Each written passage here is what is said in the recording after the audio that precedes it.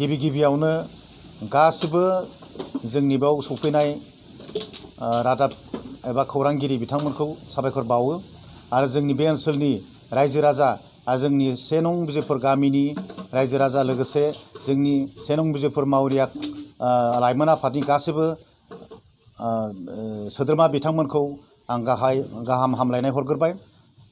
दा जों गिबियावनो बे प्रेस मिटनि थांखिया जादों फैगौ 1, 2, 3, 4, 5 अक्ट'बर खालि जोङो गिबियावनो बे ओनसोलनि जानानै बिजयपुर गामि लोगोसे बे ओनसोलनि ककिला एरियानि जानानै जोङो बे फिल्डआवनो गुवार गेलेग्रा फोथारावनो जोङो श्री श्री बिमा दुर्गानि फोरबोखौ एबा दुर्गा फुजाखौ जोङो खुंफुंनो लाहार फाहार खालामदों।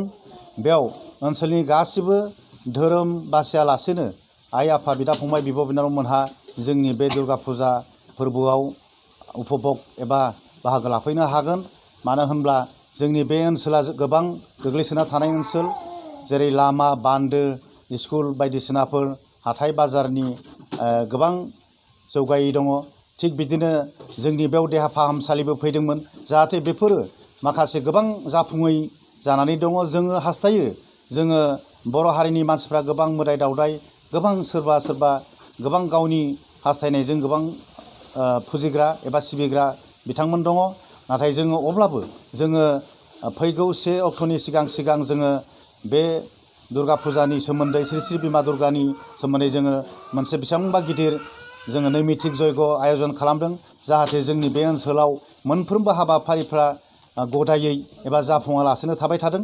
बेफोर हाबाफारिखौ जों जाफुंजानो लुबैनानै, मानो होनब्ला गुबुन जायगानि जेरै बर' फिसाफ्रा फुजा फाथल खालामनानै जेरै ओनसोलाव गोजोन बारहावा बारहोनो एबा ओनसोलखौ जौगाजानो लुबैयो, जोंबो बे ककिला ओनसोलनि जोंबो बे बिजयपुर गामिनि रायजो राजा बिथांमोनहा गासिबो हाबाफारियावनो जों जौगानो एबा आगान सुरफानो लुबैयो।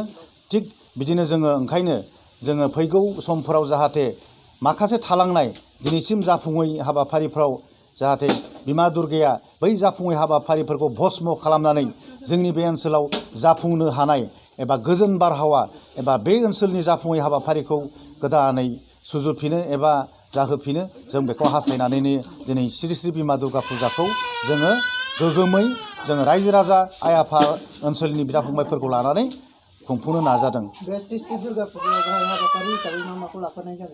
जोङो बे श्री श्री दुर्गा फुजायाव ओनसोलावथ' जोङो मोनसे फुजा होनोब्ला जोङो साहा फानिल' खालामनाय जाया। थिग बिदिनो जोङो बे ओनसोलनि रायजो राजाफ्रा जोङो मोनसे कालचारेल मोनसे अर्गेनाइज एबा कालचारेल मोनसे जोंनि हारिमुवारि आयदाखौबो आइ आफामोनहा लुबैयो। बे लुबैनायखौ जोंनि सिगाङाव बुंथिगासिनो दङ। बेनिखायनो जोङो 8 बाजिनिफ्राय 12 बाजिसिम जोङो हारिमुवारि आयदा लादों। दा बेफोरनि सिगां आङो मोनसे नियमखौ एबा आयदाखौ बुंलांनो थालांदों। बेनो जाहैबाय जोङो दाखालिसो जोंखौ डिसिआ लेंहरदोंमोन आरो असिआबो लेंहरदोंमोन, सार्कल अफिसार साराबो लेंहरदोंमोन मेजिस्ट्रेटआ। दा जों बेयाव थांनानै मोजाङैनो सावरायलायनाय जाबाय। दा जोङो नटिफिकेसन मोनबोदों। बे नटिफिकेसननि फरमेट मथे जोङो दा डिसि बिथाङा जोंनो सार्कुलारखौ होबाय, लोगोसे असि बिथांनि एनअसि, लोगोसे फायार ब्रिगेडनि एनअसि, लोगोसे जोंनि बे गासिबो रायजो राजाफोरखौ जाहाथे मोजाङै लानानै खुंफुंनो हायो। थिग बेबायदिनो फेसिलिटिखौ जेरै गभर्नमेन्टआ माखासे दाख्लै मेजिस्ट्रेटआ बुंदों जे बेयाव जोंनियाव एभ्रिवेयार जेरैबो जायगायाव जाहाथे अप्रितिकर एबा गाज्रि मोनसे जाथाय सोमजिनो हाया, बेफोरखौ लानानै गभर्नमेन्टआ जोंखौ माने CCTV केमेरानि मोनसे सुबिदा एबा बे हाबाफारिखौ लानो थिनदों। आरो बे ओनसोलाव जाहाथे मोनसे जाब्रबथाय जानो हायैनि थाखाय भलुन्टियार मोनसे लिस्ट बिथांमोना लेटेस्ट गाबोन समफोरनि गेजेराव जोंखौ हैनो थिनदों। दा बेयाव जों बेफोरखौ जोङो मावफुंलायनाय हिसाबै मावफुंगिरि जोंनि बे बिथांमोनखौ लानानै जोङो सावरायबाय आरो जों बेफोरखौ जुगथायबायबो। जोङो इतिमধ্যे जों बेखौ होनो हानाय हाबाफारियाव दंसै। आं बेखिनिखौनो बुंबाय, जाहाथे फैगौ हाबाफारिफ्रा मोजाङै जाफुङो। 2, 3, 4 आरो 5 अक्ट'बरसिम खालारसिम जोङो खुंनाय जागोन। बेयाव जोङो बे पारमिसनखौ जों अलरेडि पारमिटेड एबा जों मोननाय जाबाय। आरो मानो होनोब्ला जोङो गिबियावनो जोङो खावलायबावो रायजो राजा नोंथांमोनखौ बे खुंफुंनायाव जोंहा गोबां जोङो सोलोंनो गोनां, गोबां जों जौगानो लामा लादों। बेफोरखौ जाहाथे जोङो थांनाय 1969 मायथाइयाव 1 नं बिजिरपुर गामिया इस्टाब्लिश एबा सोमजिजेनदों एबा दाफुंजानाय जाजेनदोंमोन।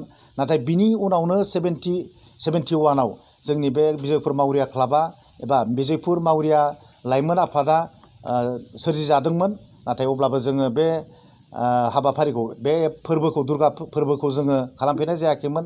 बिथांमोनहा जायगानिनो 30 आरो 35 गामिनि दोलो नांनानै गोबां लाइमोन मोजां बिथांमोनहा आगुनि कर्मिफ्रा बे ओनसोलाव एबा जोंनि फिल्डआवनो गोबां खेला धुला लोगोसे दुर्गा फुजाखौ बिथांमोनहा मावफुंनानै मोजाङै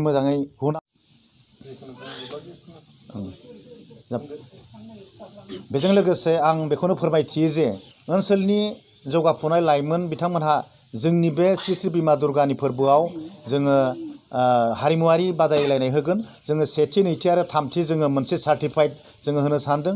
आरो बिनि अनगायैबो बिथांमोनहा बेयाव गोसो गुदुं खालामोब्ला हयथ' ओनसोलनि रायजो राजाफ्राबो बिथांमोननो अनसुंथाइ होगोन।